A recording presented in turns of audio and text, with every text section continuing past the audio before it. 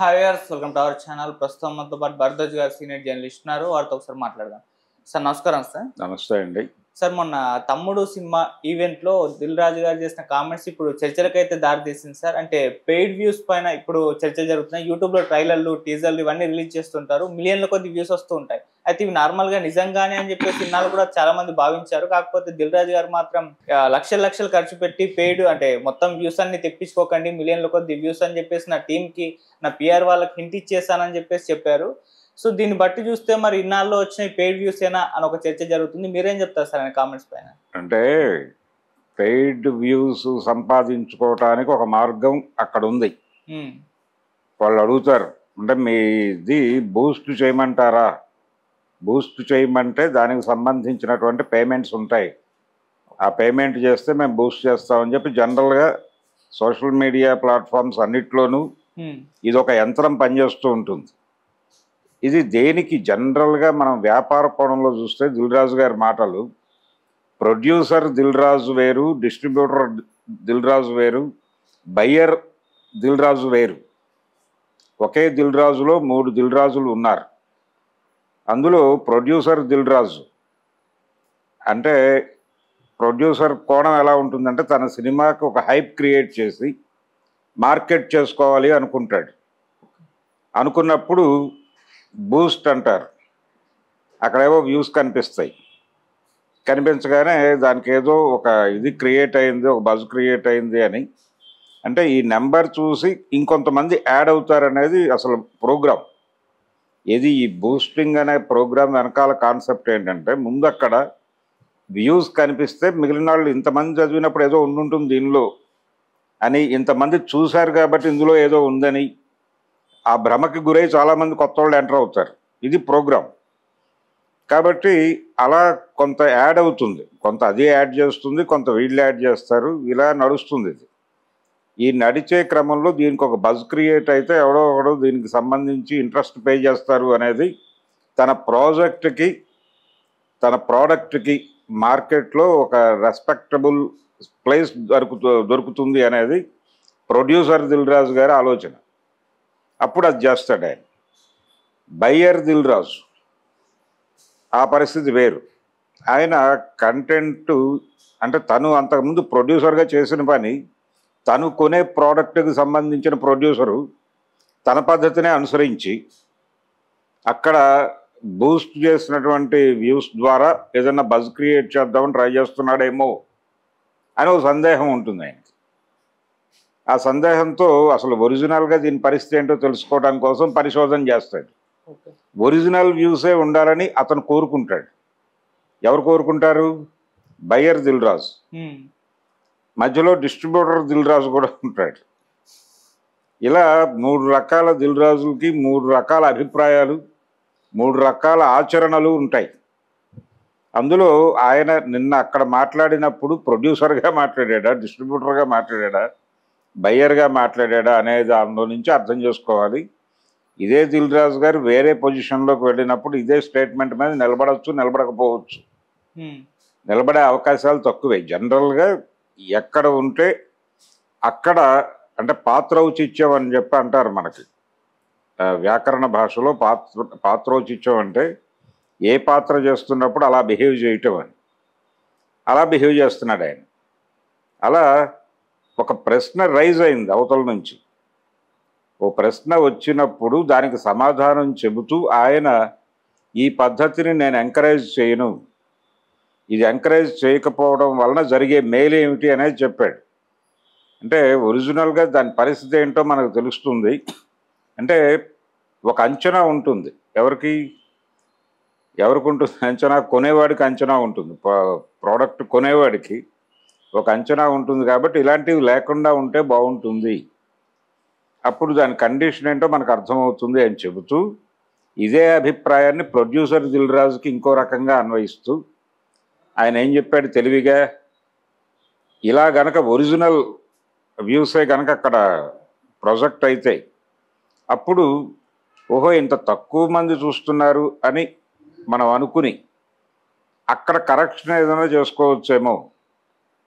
Further promotional యాక్టివిటీస్లో correction చేసుకోవటానికి ఇక్కడ ఒరిజినల్ ఫిగర్స్ వస్తే బాగుంటుంది కదా అని బయ్యర్ దిల్ రాజు గారి అభిప్రాయం ప్రొడ్యూసర్ దిల్ రాజు గారికి ఉండేటువంటి పరిస్థితుల్లో ఎలా దాన్ని జస్టిఫై చేయాలో ఆ డైలాగ్ని అక్కడ తీసుకొచ్చి అలా చెప్పాడు. అంటే ఒక అద్భుతమైన స్క్రిప్ట్ రైటర్ ఉన్నాడు ఆయనలో, దిల్ రాజులో. అది కనిపించింది ఆ తెర మీద. కానీ ఎక్కడికక్కడ ఏది అంటే ఏ ప్రోడక్ట్ని ఎలా ప్రమోట్ చేయాలి అనే దగ్గర ప్రతి ఒక్క దీనికి అనుసరించిన పద్ధతి ఇంకో దానికి అనుసరించరు. ఈ సినిమాకి అనుసరించినటువంటి ప్రమోషనల్ యాక్టివిటీ, ప్రమోషనల్ స్ట్రాటజీ ఆ తర్వాత సినిమాకి ఇదే ప్రమోషనల్ స్ట్రాటజీ యాజ్ ఇట్ ఈస్గా ఇంప్లిమెంట్ అవుతుందని చెప్పలేము. అక్కడ స్ట్రాటజీ మారచ్చు, ఆ ప్రాజెక్ట్ మీద ఆధారపడి ఉంటుంది. ఆ ప్రోడక్ట్ని ఎలా సేల్ చేయాలి అనేది ఆ ప్రోడక్ట్ చూసిన తర్వాత జడ్జిమెంట్కి వచ్చి ఇది మార్కెటింగ్ టీం నుంచి వచ్చేటువంటి దీనిలో జరిగేటువంటి వ్యవహారం. అందుకని మార్కెట్ ఎకానమీలో మనం ఉన్నప్పుడు ఇవన్నీ సహజం. అది ఆ యంత్రాలు అడిగేది కూడా అందుకే. ప్రజల్లో ఉండేటువంటి ఒక బలహీనతని టార్గెట్ చేసి మనం కొట్టి దీన్ని కొంచెం పుష్ చేద్దామా అనేదే లక్ష్యం. అది ఓపెన్గానే చెప్తారు, అక్కడేమి రహస్యాలు ఉండవు. ఇది బూస్ట్ చేస్తామంటే ఎక్కువ మందికి రీచ్ చేస్తాం అనేది లీగల్గా ఒపీనియన్. కానీ వ్యూస్ క్రియేట్ అయిపోతాయి. అంటే వీడు ఎంత పంప్ చేశాడో అన్ని వ్యూస్గా అక్కడ కనిపిస్తుంది నెంబర్. దాన్ని చూపించి మిగిలిన వాళ్ళు ఎంటర్ అవుతారు. ఇది ప్రోగ్రామ్. అందుకని ఇదంతా కూడా ఒక అంటే ఆర్టిఫిషియల్ ఇంటెలిజెన్స్లో జరుగుతున్నటువంటి రకరకాల మాయాజాలాల్లో ఇది కూడా ఒక మాయాజాలం. అంటే సార్ ఆల్రెడీ పోస్టర్లు కలెక్షన్స్ పోస్టర్స్ ఫేక్ అని చెప్పేసి ఒక క్రెడిబిలిటీ కోల్పోయింది. ఇప్పుడు ఈ వ్యూస్ కూడా ఫేక్ అయినా మరి మేమెందుకు కొట్టుకొని చేస్తుంటాం. ఇప్పుడు స్టార్ హీరో సినిమాలు వస్తే గంటకు ఇన్ని వ్యూస్ వచ్చాయి, 2 గంటలకు ఇన్ని వ్యూస్ వచ్చాయి కంపేర్ చేస్తూ మాట్లాడుకుంటారు. ఒక ఫైట్ డిబేట్ నడుస్తూ ఉంటుంది. మరి అదంతా కూడా ఇప్పుడు ఫేక్ అయినా ఒక అభిమానం నుంచి ఫేకా కాదా ఇవన్నీ పక్కన ప్రతి ఒక్కళ్ళకి తెలుసు. ఒకవేళ ఫేక్ అయితే మేము క్రియేట్ చేయగలిగాం, మీరు ఎందుకు క్రియేట్ చేయలేకపోయారు, అది మీ చేతకానితనం అని కూడా అనగలరు. ఓకే. అలాగే కలెక్షన్స్కి సంబంధించి ఈ రోజున కాదు, అది తెలుగు సినిమా పుట్టిన కాలం నుంచి పేపర్లలో యాడ్లు వేసే రోజుల నుంచి ఈ అపవాదు ఉంది. అంటే చాలా సందర్భాల్లో పేపర్లో వేసినటువంటి కలెక్షన్స్, పేపర్లో అడ్వర్టైజ్మెంట్లో వేసినటువంటి కలెక్షన్స్ నిజమా కాదా అనే చర్చ ఉంటుంది. అలాగే ఈ 100 రోజులు 175 రోజులు సంవత్సరాల పాటు ఆడేసిన సినిమాల విషయంలో కూడా కొన్ని సందర్భాల్లో ఏమవుతుందంటే ఆ సినిమా హిట్ సినిమానే కానీ అది ఎక్కడో ఒక ప్రత్యేకమైన కండిషన్లో బయట ఏవో ఇంకో 2-3 సినిమాలు కొత్తవి రిలీజ్ అయినప్పుడు కొంచెం జనాలు అటు డైవర్ట్ అయ్యి ఇటు రారు. ఇది ఆల్రెడీ అప్పటికే 100 రోజులు దాటేసిన సినిమా అయితే అప్పుడప్పుడు కొన్ని షోస్కి డ్రాప్ అవుతుంది. ఆ డ్రాప్ అయినప్పుడు కొంచెం చేయి పెట్టి ముందుకు నడిపిస్తారు. అది కల్చర్ ఉంది. అంటే అభిమానులు టికెట్లు కొనడం ద్వారాను ఇలా రకరకాలుగా జరుగుతుంది. అది ఒకప్పుడు ఎలా ఉండేదంటే అభిమానులు థియేటర్ల దగ్గర ప్రతి షోకి కాపలా ఉండేవాళ్ళు నిజానికి.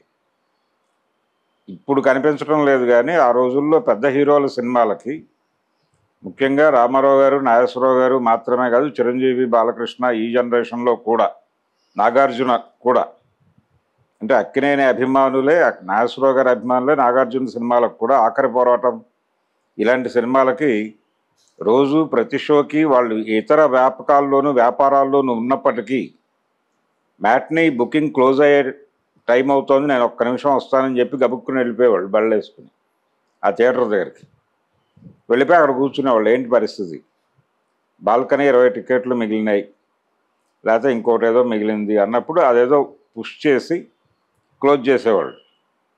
అక్కడికి రెస్పాన్సిబిలిటీ క్లియర్ అయినారు. మర్నాడు మళ్ళీ హెవీ రష్ ఉంటుంది అదే సినిమాకి. అంటే ఆడేస్తున్న సినిమాలకి అప్పుడప్పుడు డ్రాప్ అయినప్పుడు చెయ్యి వేయటం అనేది కూడా ఒక కల్చర్ ఉంది మనకి. అయితే ఇవేవి కూడా అక్కడ ఆ రికార్డులుగా వాళ్ళు ప్రమోట్ చేసే దగ్గర కనిపించవు. ఇది 113 రోజులు కంటిన్యూస్ ఫుల్స్, లేకపోతే ఇది 100 రోజులు కంటిన్యూస్ ఫుల్స్, ఇన్ని సెంటర్లో కంటిన్యూస్ ఫుల్స్, ఇవన్నీ ఫ్యాన్స్ తర్వాత కరపత్రాలు వేసేవాళ్ళు. ఓకే. ఇది ఒక కల్చర్. ఇది ఒక కల్చరు, ఇదంతా నడుస్తుంది సినిమా చుట్టూ. నిజము మాయా రెండు కలగలిసి ఒక విచిత్రమైనటువంటి వాతావరణం నడుస్తుంది.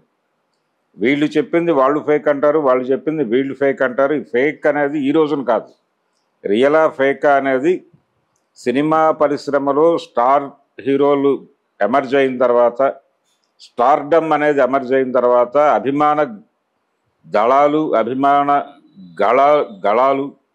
గణాలు ఏర్పడిన తర్వాత క్రియేట్ అయిపోయింది ఈ మాయాజాలం. ఓకే. సో ఆ మాయాజాలంలో నడుస్తుంది అదంతా. ఓకే. కాబట్టి ఈ రోజున ప్రశ్న కాదు అది.